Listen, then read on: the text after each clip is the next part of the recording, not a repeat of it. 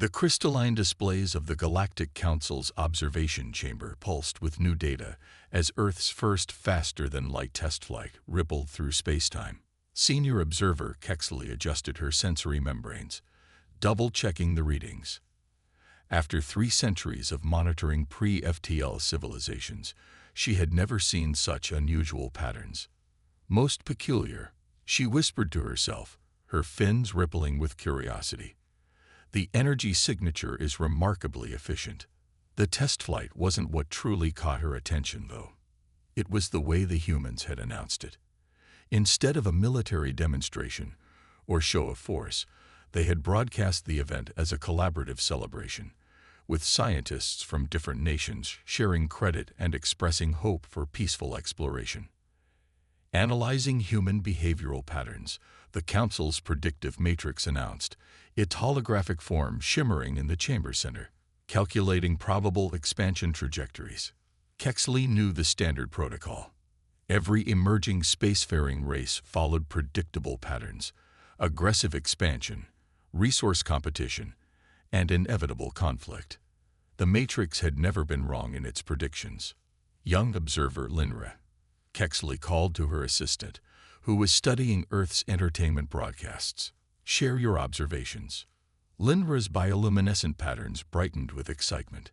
Senior observer, their popular media defies expected patterns. While they have numerous stories about conflict, they spend more time creating art about reconciliation and peace. Their most celebrated heroes are often those who prevent wars rather than win them. The predictive matrix pulsed red. Warning: anomalous data detected. Human behavior patterns show significant deviation from established models. Kexley moved closer to Linra's station. Her interest piqued. The screen displayed a variety of Earth entertainment. Children's shows about friendship, stories of enemies becoming allies, and celebrations of diplomatic achievements. Query the historical database, Kexley commanded. Compare human conflict resolution patterns with other species at similar developmental stages. The results made her fins flutter in surprise. While other species typically resolved territorial disputes through displays of force, humans showed an unusual tendency to create shared spaces. Where others built walls, humans often built parks and cultural centers. Most intriguing, Kexley mused, they seem to put as much effort into maintaining peace as others put into preparing for war. The chamber's atmosphere shifted as High Counselor Vextor entered, his crystalline form refracting the ambient light. The preliminary report, Senior Observer. Kexley straightened her posture. High Counselor, the humans present a unique case. While they possess significant military capabilities, they show an unprecedented preference for diplomatic solutions. Their space program emphasizes exploration and scientific cooperation over territorial expansion. The Matrix has never been wrong, Vextor reminded her, his tone carrying a note of concern. All species follow the pattern. It is inevitable. As if in response, the Matrix flashed another warning. Probability of aggressive expansion, 99.9%. Yet something about that 0.1% nagged at Kexley's scientific instincts. She gestured toward a new display showing Earth's first international space station. High Counselor, observe how they approached space exploration.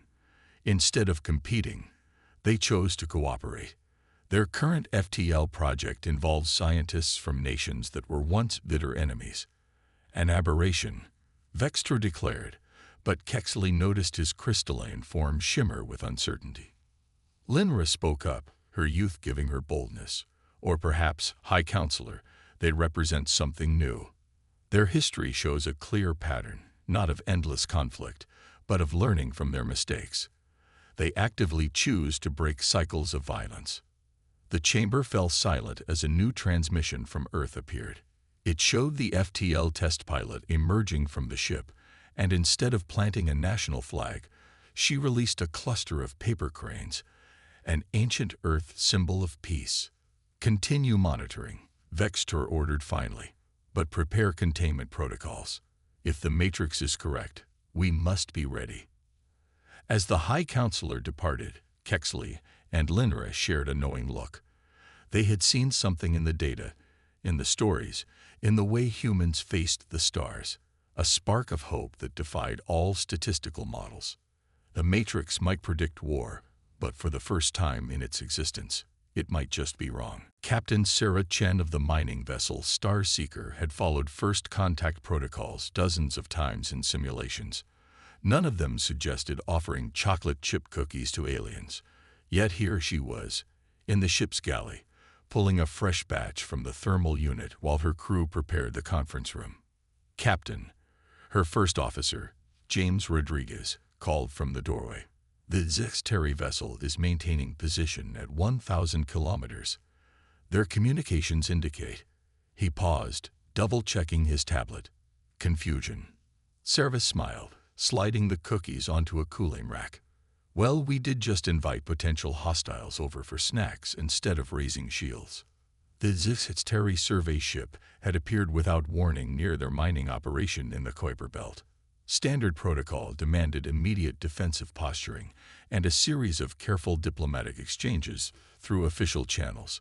Instead, Sarah had opened a direct channel and said, "Welcome to our solar system. Would you like to come over for coffee?"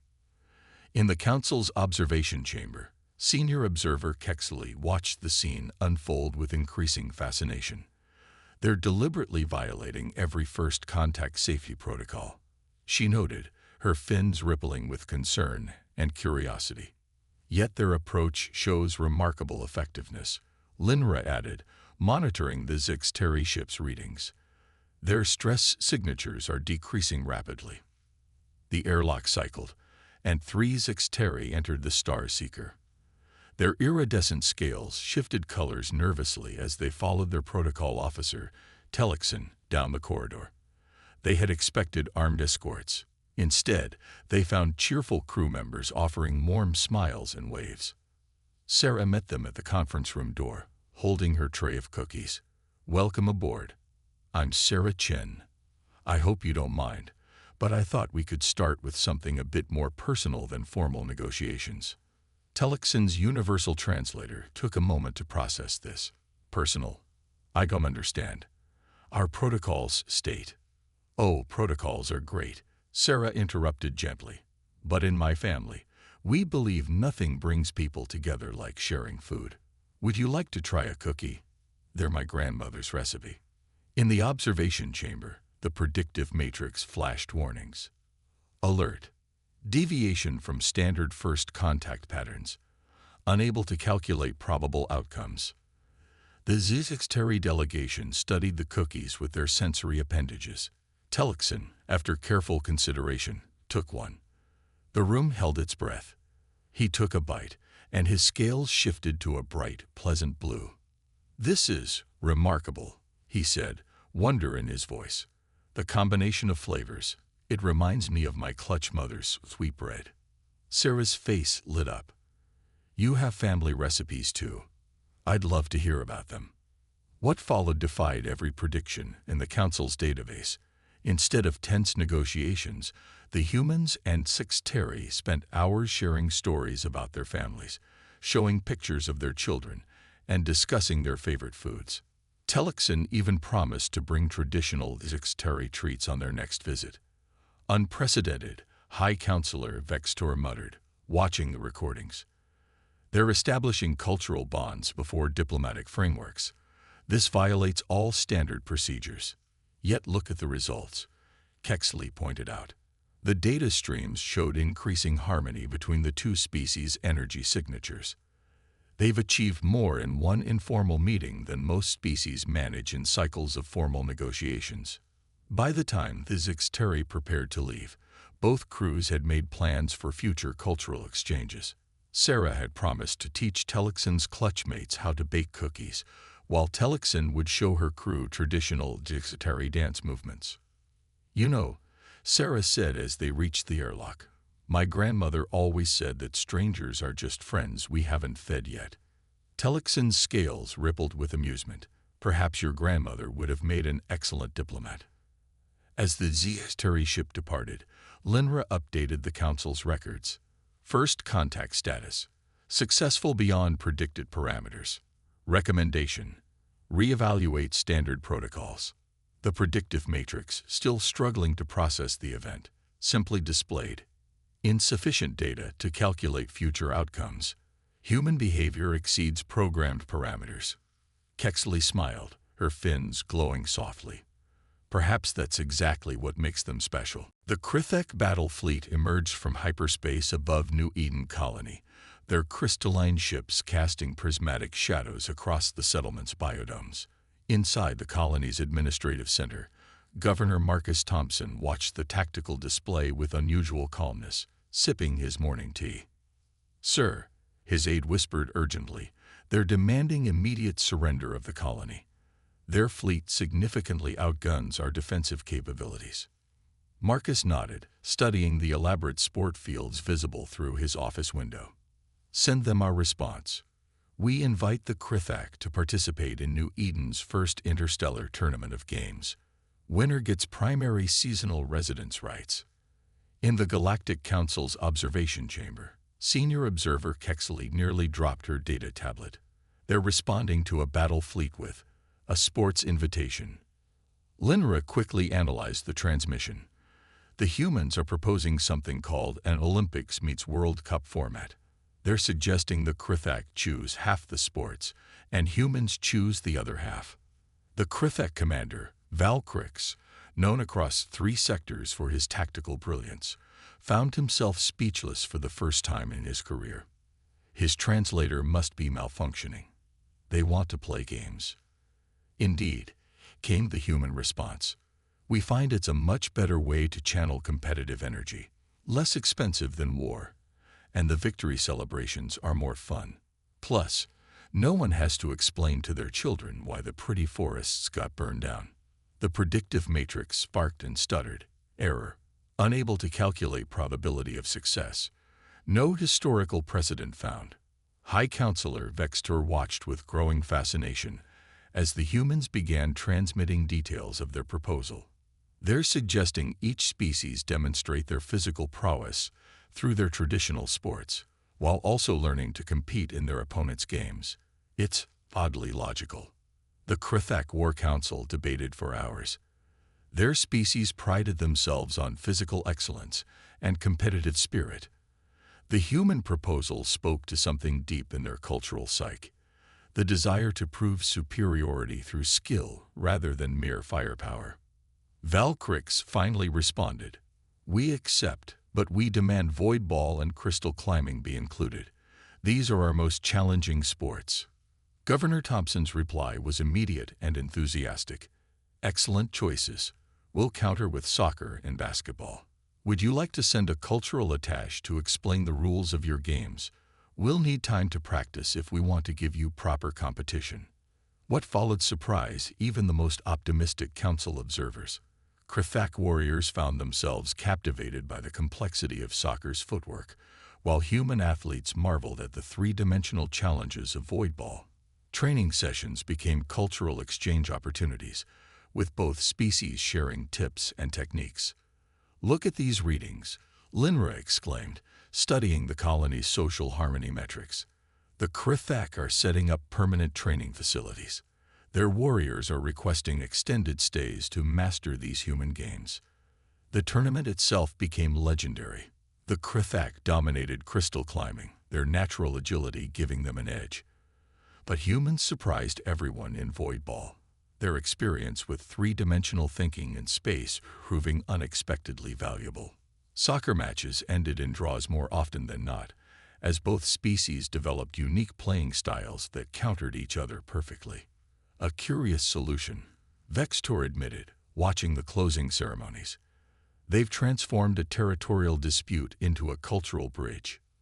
The Matrix tried to process the outcomes. Warning: colonial conquest averted through unprecedented methods. Unable to classify new relationship status between species. Governor Thompson and Commander Valkrix stood together at the award ceremony, both sporting minor injuries and huge grins.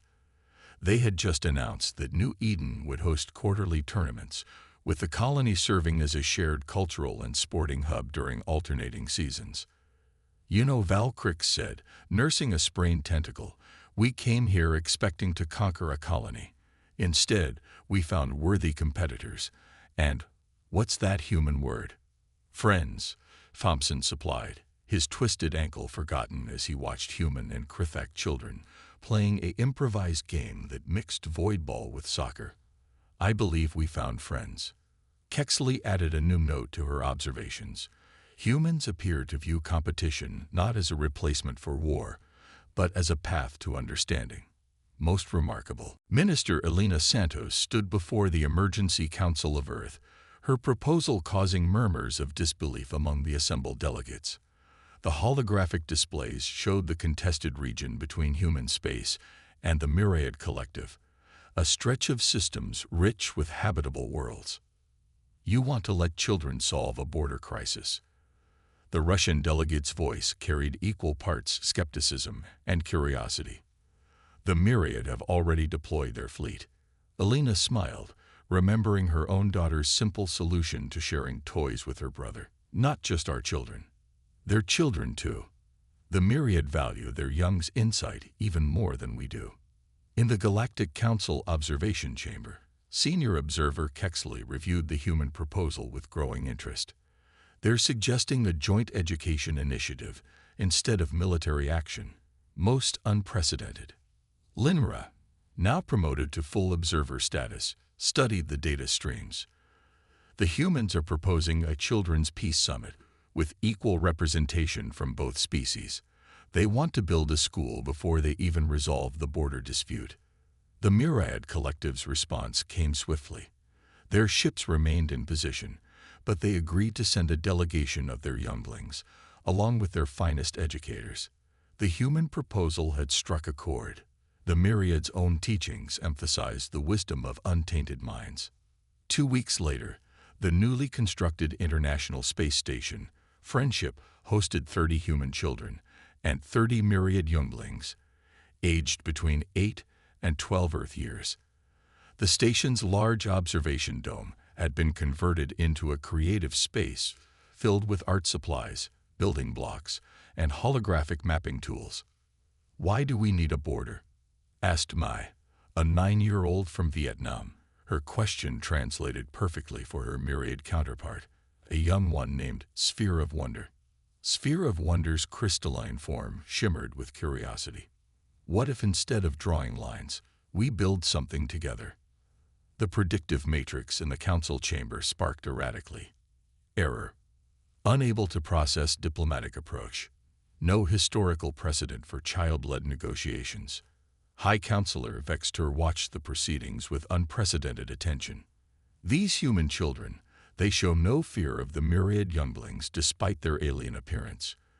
They're simply playing together. Over the next few days, the children worked together, drawing, building, and sharing stories. They created elaborate models using blocks and holographs, designing something none of the adults had considered. Look at this, Linra called excitedly. They're not designing a border at all. They're planning a series of joint scientific outposts. The children are suggesting that both species study the contested worlds together. The final presentation left both human and Myriad delegates speechless. The children had designed a network of shared research stations, each focusing on different scientific disciplines. Their plan included schools where children from both species could study together, learning from each other's cultures and perspectives. We thought about making a line to separate us, May explained to the assembled diplomats. But Sphere of Wonder showed me how their people study star patterns, and I showed them how we learn about plants. We decided it's better to learn together. Sphere of Wonder chimed in, their crystalline form glowing with enthusiasm. May taught me about Earth's rainforests, and I taught them about crystal harmonics.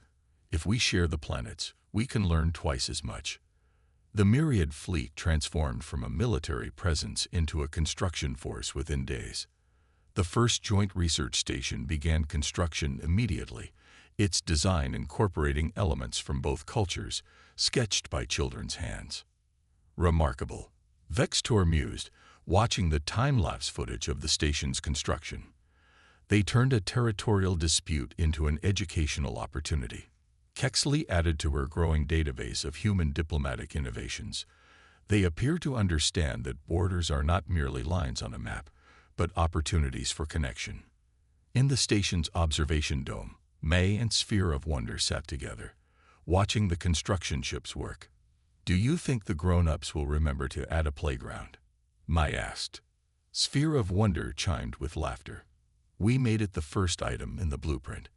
Sometimes adults need reminding about the important things." Professor Lai Wei stood before the holographic interface of the Cultural Exchange database, her hands moving through streams of data representing thousands of alien lullabies, recipes, and folk tales. The massive project, housed in the repurposed International Space Station, had grown far beyond its original scope. Another 47 species added their cultural archives today. Her assistant, Miguel, reported, scrolling through the latest submissions. "The crystalline harmonics of the Zixteri are particularly beautiful. They've included full sensory recordings." In the Galactic Council's observation chamber, senior observer Kexley reviewed the project's latest metrics. "They're collecting songs instead of tactical data, stories instead of strategic weaknesses. Most species at this stage of expansion focus on military intelligence." Linra, manipulating the data streams with practiced ease, made an intriguing discovery. "Look at this pattern, senior observer. The humans are identifying cultural connections between species that haven't communicated in centuries. They'd found matching creation myths from civilizations on opposite sides of the galaxy." The database had started small, a simple collection of Earth's cultural heritage intended to share with their new alien allies. But humans, being humans, couldn't help but ask their new friends to share their stories too. "Professor," Miguel called out, his eyes wide with excitement, "the Krithak just submitted their entire archive of sport histories. They've included a request to cross-reference them with Earth's Olympic records. They think they've found similarities between their ancient victory dances and human capoeira." The predictive matrix struggled to process the data. "Warning. Unprecedented pattern detected. Species are voluntarily sharing protected cultural information, unable to determine strategic advantage." High Counselor Vextor accessed the database himself, his crystalline form resonating with unexpected emotion as he discovered a Zixteri lullaby that matched a song from his own childhood. "This is most unexpected. These patterns of connection." Professor Lai Wei's team had made another breakthrough. They discovered that a popular children's game played across human cultures had nearly identical rules to an ancient myriad collective ritual. When this connection was shared, both species organized an intergalactic playdate. "The database isn't just preserving culture," Linray observed, watching children from a dozen species playing together. "It's creating new ones. Look at how they're mixing their games, creating hybrid rules that work for everyone." The project's most profound impact came from its recipe collection. Species that had been bitter enemies found themselves bonding over surprisingly similar comfort foods. The Zixteri and Krithak, who hadn't spoken in 3 generations, discovered they both made ceremonial dishes using ingredients that were nearly identical. "Food brings people together," Professor Lai Wei explained during a multispecies cultural festival. "Every civilization has its version of gathering around a table to share a meal. These aren't just recipes we're collecting. They're bridges between stars." The database's translation matrix, designed by a joint team of human and alien linguists, went beyond simple word conversion. It captured the emotional resonance of stories, the cultural significance of gestures, the hidden meanings in ritual movements. "They're not just learning about other cultures," Kexley noted, adding to her observations. "They're teaching species how to understand each other." This database has become a tool for empathy. In the council chamber, the predictive matrix displayed another error message. "Unable to calculate diplomatic implications. Cultural exchange exceeding all known parameters." Professor Lai Wei received an unexpected message that evening. The Galactic Council requested permission to add their own cultural archives to the database. Centuries of carefully guarded traditions would now be shared freely. "You know," Miguel said, helping to process the new data, "my grandmother used to say that stories are like stars. They shine brightest when shared with others." We smiled, watching as another 1,000 cultural connections were discovered and highlighted by the system. "Your grandmother was wise. And look, across all these different species, across all these light years of space, we're finding that our stories aren't so different after all." Kexley added a final note to her daily observations. "Humans have transformed cultural preservation into an act of peace. They're building unity not through force or fear, but through the simple act of sharing stories." Ambassador Maya Patel sat cross-legged on the crystalline floor of the Galactic Council's central chamber, something no diplomat had ever done before. The assembled representatives of 17 species watched with a mixture of confusion and curiosity as she pulled out an old leather-bound book. "Before we discuss the Centauri trade routes," she began, her voice warm and inviting, "I'd like to share a story my grandfather told me when I was young. It's about 2 villages separated by a river." In the observation chamber, senior observer Kexley leaned forward, her fins rippling with interest. "They're opening diplomatic negotiations with a folk tale. Most irregular. Yet look at the emotional resonance patterns," Linra noted, gesturing to the sensor readings. "The council members' stress indicators are dropping significantly." Maya's story unfolded like a gentle stream, telling of 2 villages that fought over fishing rights until a flood forced them to work together. The Zixteri ambassador's scales shifted to a deep blue of recognition. They had a similar tale about rival pods learning to hunt together. The predictive matrix sparked. "Warning. Diplomatic protocols violated. Unable to calculate success probability of narrative-based negotiation." High Counselor Vexter watched as Maya concluded her story, then invited other species to share similar tales from their own cultures. "They're building common ground through shared experiences, even if those experiences are only in stories. It's a pattern we've observed across all human diplomatic initiatives," Linra explained, pulling up data from previous encounters. "They begin every negotiation by establishing emotional connections through narrative." The council chamber, usually a place of rigid protocol, transformed into something resembling a storytelling circle. The Krithak shared an ancient legend about warriors who became peaceful traders. The Myriad Collective harmonized a tale of rival crystalline formations learning to grow together.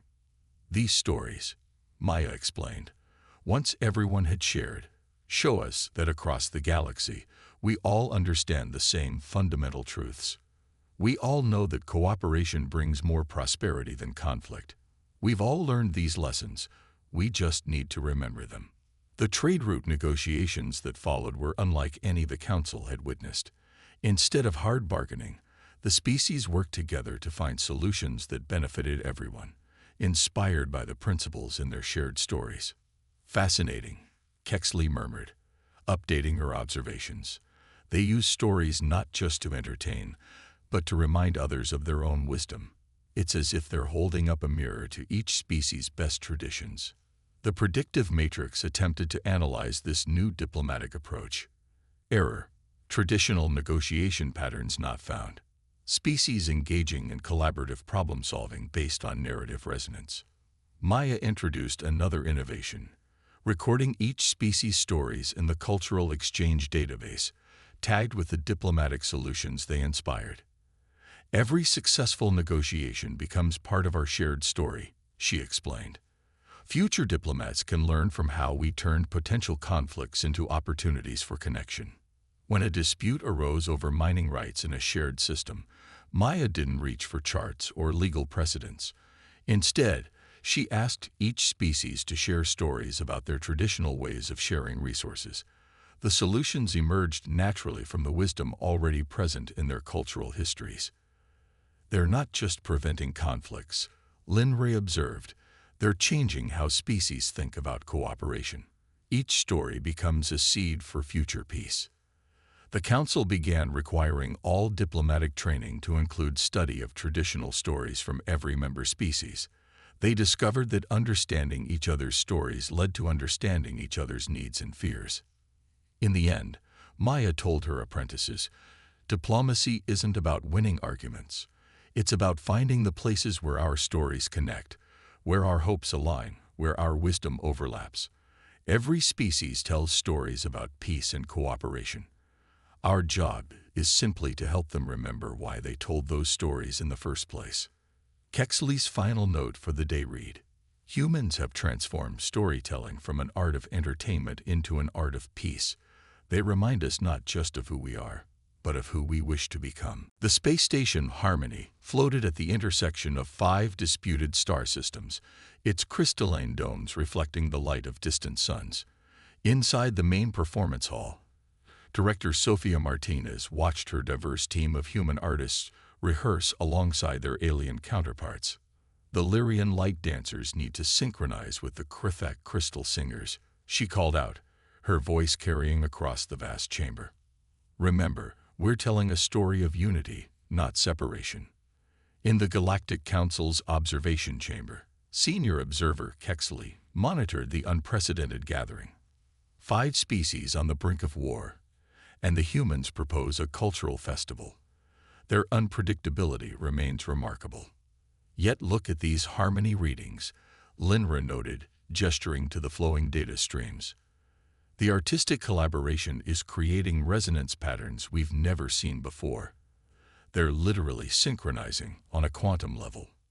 The festival had started as a desperate gambit. With 5 species claiming the same resource-rich systems, conflict seemed inevitable. Then humanity suggested something unprecedented. Instead of fighting, they would create together. Sophia watched as a human ballet dancer performed a graceful lift with a myriad crystalline being, their movements creating patterns of light that told stories of shared dreams. Nearby, a Krithak sonic sculptor harmonized with a Zixteri color weaver, their combined art transforming the chamber's atmosphere. The predictive matrix struggled to process the events. Error, unable to calculate diplomatic outcomes. Cultural integration exceeding known parameters. High Counselor Vextor observed the rehearsals with growing fascination. They're not just performing side by side. They're creating entirely new art forms by combining their traditions. Each species had brought their finest artists, expecting to showcase their cultural superiority. Instead, they found themselves drawn into collaboration. The Lyrian light dancers discovered their performances gained depth when accompanied by human musical instruments. The Krithak realized their crystal songs created unprecedented beauty when paired with human poetry. "Look at this," Linra exclaimed, highlighting a sensor reading. "The artists' brainwave patterns are synchronizing across species. They're achieving emotional harmony through creative collaboration." Sophia gathered her performers for the final rehearsal of the centerpiece performance. "Remember," she told them, "we're not just dancing or singing or creating light. We're showing the galaxy what harmony looks like." The performance began with a solo human dancer moving to the rhythm of her own heartbeat. Gradually, each species joined in, adding their unique artistic elements. The Krithak's crystal harmonies merged with human violin music. The myriad's light sculptures danced with traditional earth ballet. The Zixteri's color symphonies blended with human choral arrangements. "Extraordinary," Kexley whispered, her fins rippling with emotion. "They're telling the story of their conflicts through art, but transforming it into a celebration of their differences." The audience, composed of diplomatic delegations from all 5 species, watched in stunned silence as the performance reached its climax. The combined artistry created patterns of light, sound, and movement that spoke to something deep within each species' consciousness. "The humans understand something we've overlooked," Vextor observed. "True peace isn't about suppressing differences. It's about bringing them into harmony." When the performance ended, the chamber erupted in a celebration that defied translation. The 5 species, who days earlier had been ready for war, found themselves planning future collaborations. Sophia watched as a young human dancer taught a Lyrian light artist how to waltz, while the Krithak crystal singer hummed earth lullabies. "Art," she mused, speaks in a language everyone understands. The disputed star systems were eventually divided into cultural exchange zones, each dedicated to fostering artistic collaboration between species. The performance halls became permanent installations, places where different species could create together. Kexley's final observation note read, "Humans have proven that art can succeed where traditional diplomacy fails. They don't just negotiate peace, they help us create it together." The Grand Chamber of the Galactic Council sparkled with the combined light of 1,000 species as High Counselor Vextor prepared to make the most unprecedented announcement in the Council's history. Senior Observer Kexley and Linra stood nearby, their research finally complete after years of studying human diplomatic methods. "Fellow beings of the galaxy," Vextor began, his crystalline form resonating with emotion. "Today we acknowledge that our oldest predictions were our greatest mistake. We once believed humanity's capacity for conflict would make them the galaxy's greatest threat. Instead, their understanding of peace has become our greatest gift." The predictive matrix, recently upgraded with human-inspired emotional recognition protocols, displayed a new message, analyzing galaxy-wide harmony levels. Peak measurements recorded. Dr. Sarah Chen, now Earth's senior representative to the Council, smiled as she remembered that first contact over cookies years ago. The chamber around her had changed, no longer a formal meeting space, but a place where stories were shared, games were played, and songs were sung between diplomatic sessions. "The humans," Kexley addressed the assembly, "have taught us that peace is not the absence of conflict, but the presence of connection. They showed us that every point of friction is an opportunity for harmony." The evidence was visible throughout the galaxy. The contested systems that once sparked wars now hosted cultural exchange centers. Former military outposts have been transformed into schools where children of different species learned together. Trading routes once guarded by warships were now marked by artistic installations. Linra activated a holographic display showing the statistics. Interspecies conflicts have decreased by 97% since the adoption of human diplomatic methods. More significantly, voluntary cultural exchange has increased by 4,000%. The Council chamber itself reflected this transformation. Where once there were formal sections divided by species, now representatives sat together, sharing stories and snacks between sessions. A group of Krithak warriors discussed dance techniques with Zixteri color artists, while human children taught myriad younglings to play hopscotch in the corridors. But perhaps, Vextor continued, the greatest lesson humanity taught us was not about peace itself, but about how to choose it. They showed us that peace is not passive. It requires the same dedication, creativity, and courage that we once devoted to war. Dr. Chen stepped forward, carrying a small potted plant, a peace lily from Earth. "In our history," she explained, "this flower became a symbol of hope after our greatest conflicts. Like peace itself, it requires care, attention, and patience to grow." The assembly watched as she planted it in a new garden section of the chamber, alongside alien flora from 100 worlds. The garden had started as a small human suggestion, a place to grow things together. Now it was a living symbol of their shared future. "We hereby establish," Vextor announced, "the Galactic Peace Academy, with Earth as its primary campus. All species will send their diplomats to learn the human arts of connection, sharing meals, telling stories, playing games, making music, and most importantly, choosing peace even when war seems easier." The predictive matrix displayed its final analysis. New pattern established. Peace through active choice and creative connection. Probability of sustained harmony increasing. Kexley added her last official observation to the Council records. The humans never lost their capacity for conflict. Instead, they showed us that the same passion, strategy, and determination once used for war could be redirected toward peace. They taught us that peace is not merely an absence, but a presence, something to be actively created, moment by moment, choice by choice. As the assembly concluded, Dr. Chen watched a group of mixed-species children tending the peace garden together. "The stars do shine brighter," she murmured, remembering that first cautious meeting years ago, "when we look at them together." Linra, overhearing, added a personal note to her final report. "Humans didn't change the galaxy by being peaceful. They changed it by showing us that peace itself could be an adventure."